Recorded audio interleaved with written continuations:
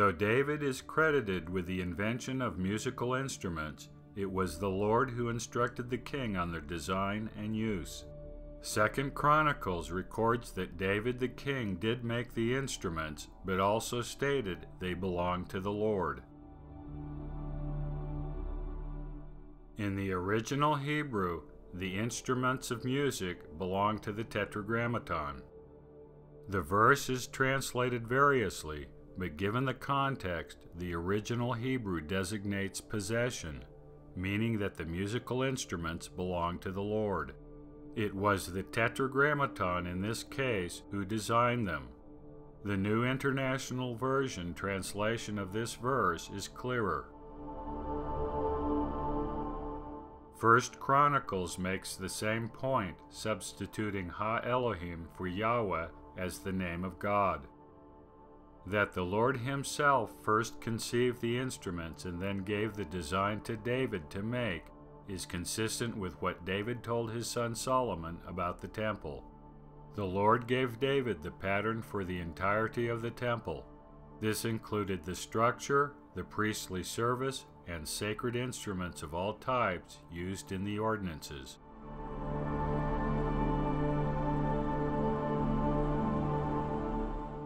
The Hebrew translated as vessels is keli, and is defined as an article, utensil, or vessel. Keli is often used throughout the Old Testament to designate a musical instrument. It is the word used for the instruments of music of the Lord which David made. In short, the Lord gave David the pattern for the musical instruments to be used in the temple ritual, which the king then constructed.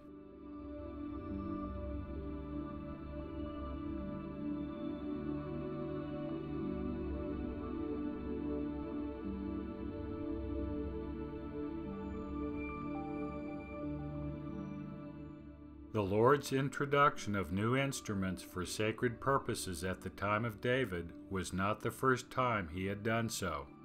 The Tetragrammaton instructed Moses how to make trumpets and when to use them.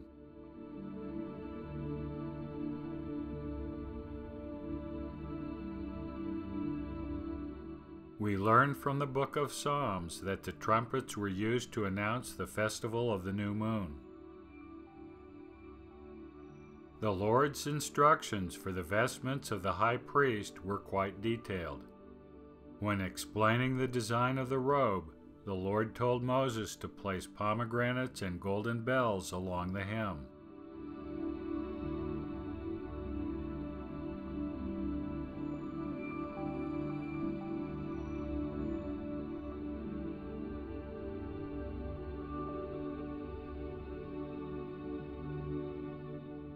The Lord informed Moses that the purpose of the bells was twofold. First, the sound of the bells would inform Israel of the high priest's ministration in the tabernacle. This allowed them to offer up their prayers with his. Second, the sound was a reminder to wear the appropriate priestly garments in the holy place, thereby avoiding the penalty of death for improper attire. Flavius Josephus believed that the vestments of the high priest had symbolic meaning, representing the earth, sky, lightning, and thunder.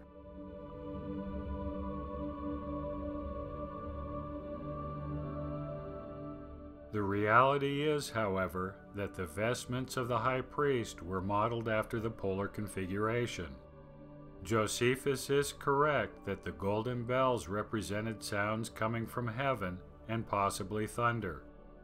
If the bells did represent thunder, it would explain the angel with the golden censer in the Revelation of John.